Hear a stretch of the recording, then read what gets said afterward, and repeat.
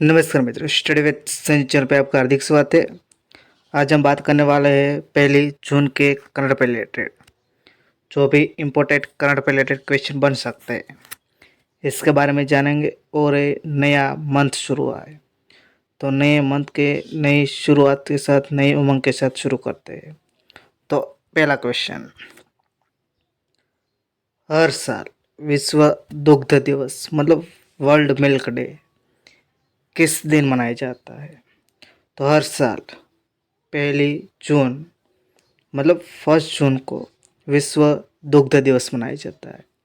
इसका उद्देश्य दुनिया के सभी देशों के लोगों को डेयरी उद्योग के बारे में जागरूक करना है और इस से होने वाले जो लाभों के बारे में लोगों को बताना होता है कि इसका एक अन्य महत्वपूर्ण उद्देश्य दुग्ध उद्योग के बढ़ावा देना भी होता है।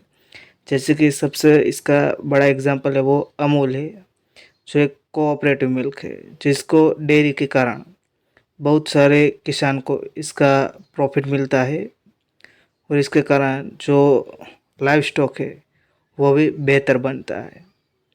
तो विश्व दुग्ध दिवस मनाने की शुरुआत कब से हुई थी? तो इसकी शुरुआत हुई थी 2001 से हुई थी।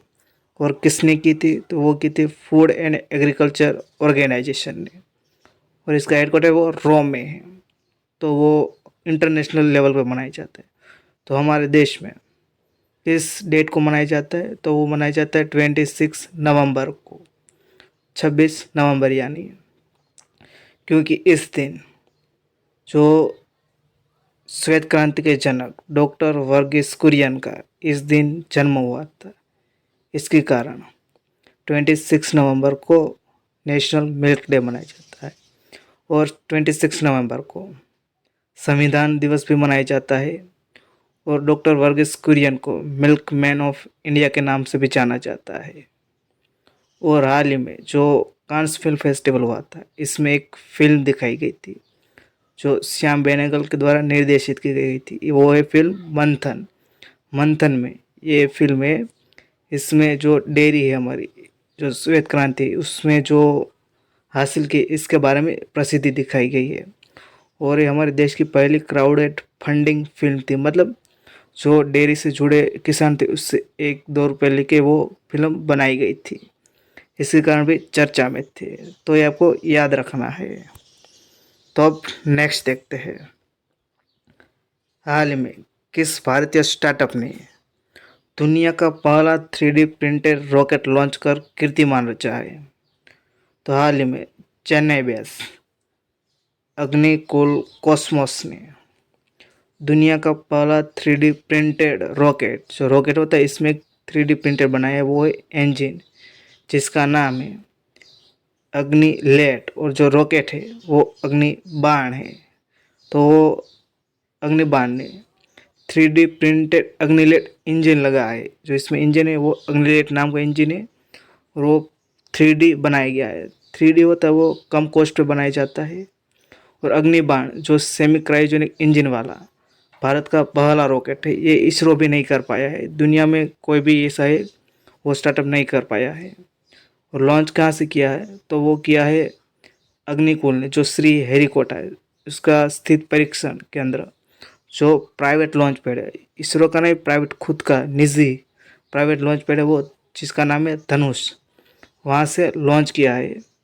और अग्निबाण की जो सफल उपकेंद्रीय परीक्षण, मतलब जो ऑर्बिटल होती है, जो सब ऑर्बिटल टेक्नोलॉजी डेमोन्स्ट्रेशन के साथ अग्निकुल कॉस्मोस ये उपलब्धि हासिल करने वाली भारत की दूसरी प्राइवेट कंपनी बन गई है।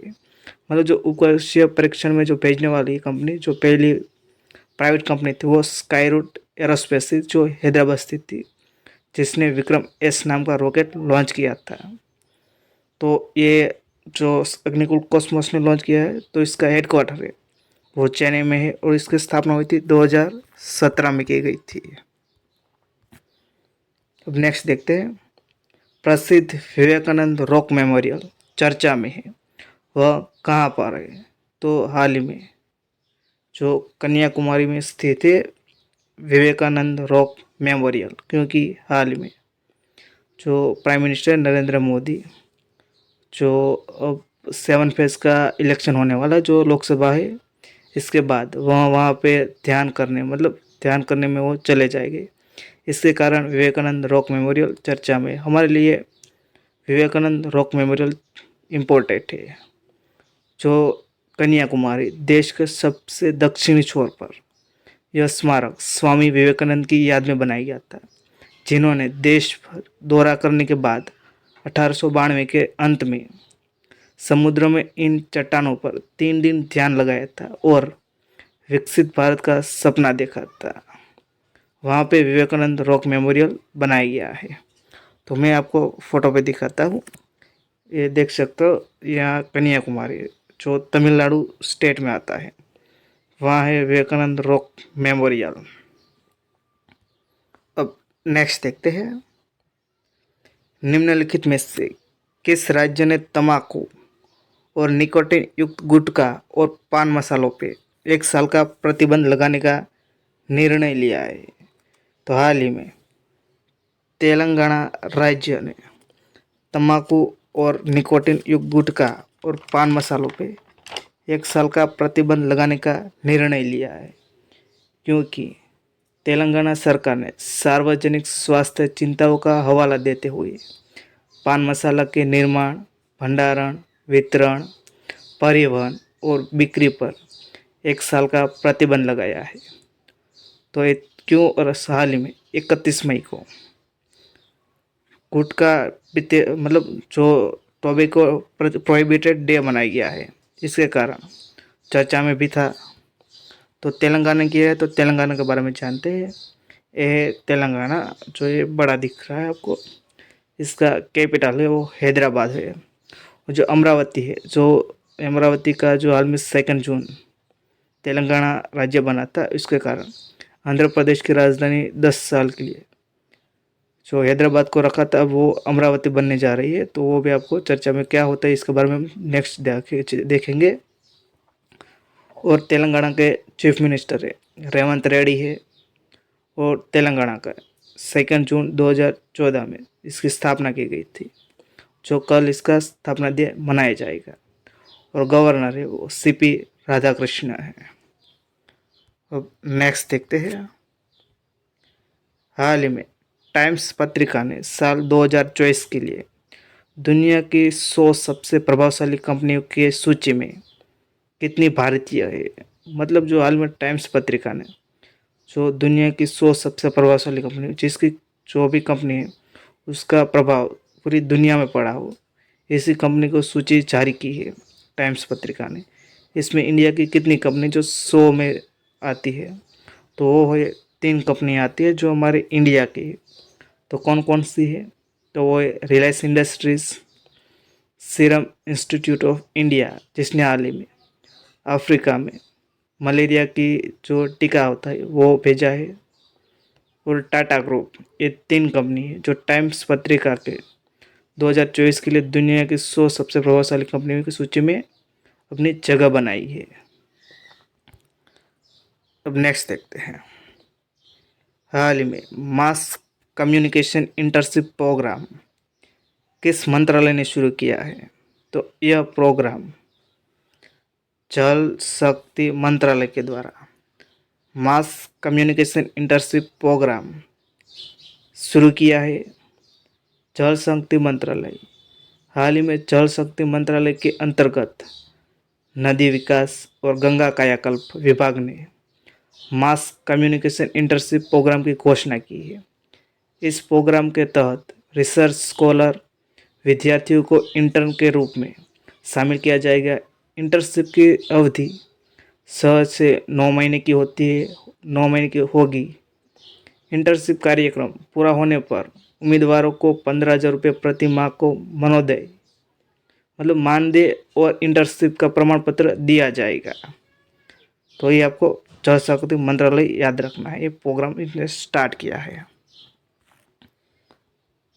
हाल ही में बहुराष्ट्रीय मल्टी कंट्री जो भाग लेती है, बहुत देश होते हैं, बहुत सारे देश इसमें पार्टिसिपेट करते हैं।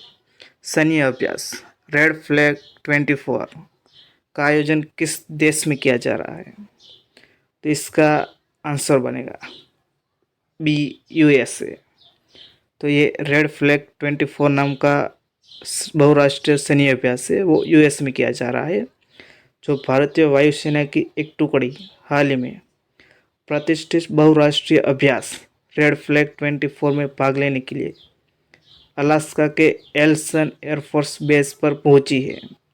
ये रेड फ्लैग 24 अभ्यास है वो 2 फेज में किया जाएगा। जो पहला फेज है जो नेवादा में नेलिस एयरफोर्स बेस पे किया जाएगा, और सेकंड है वो अलास्का में एल्सन एयरफोर्स बेस पे किया जाएगा। तो अब नेक्स्ट देखते हैं, हाल ही में जारी हुए वित्त वर्ष 2024 के लिए जीडीपी वृद्धि दर क्या रहा है। तो हाल ही में ministry of statistics and programme implementation ने इसके अंतर्गत एक नेशनल स्टैटिस्टिकल ऑर्गेनाइजेशन है जिसको हम एनएसओ कहते हैं, उसने हाल ही में हमारे देश की जीडीपी ग्रोथ रेट जारी की है, जिसमें हमारे वित्त वर्ष 2024 के लिए 8.2% मतलब 8.2% है वो बताई है। और जो लास्ट तिमाही है जो जनवरी, फरवरी और मार्च, ये 3 माही है जो इसको 4th क्वार्टर कहा जाता है, इसकी ग्रोथ रेट है वो 7.8% बताई है। और ओवरऑल वित्त वर्ष 2024 के लिए 8.2% बताई है, जो हमारी वो रियल जीडीपी है। और इसका बेस ईयर क्या है तो 2011-12 है। बेस ईयर क्या होता है, क्योंकि इस साल जो चीज़ कोई भी चीज़ थी इसकी जो भी कीमत थी वो आज प्रोडक्शन हुआ इससे मल्टीप्लाई करके इसको निकाला जाता है, इसको कहते हैं बेस ईयर 2011-12। और हाल ही में 2026 के बाद 2022-23 को अपना बेस ईयर लेने की भी बात हुई है, तो वो भी चर्चा में था, तो ये आपको याद रखना है। तो वीडियो आपको अच्छा लगे तो लाइक कर देना, शेयर कर देना, चैनल पर नहीं तो चैनल को सब्सक्राइब कर देना। वीडियो देखने के लिए थैंक यू सो मच।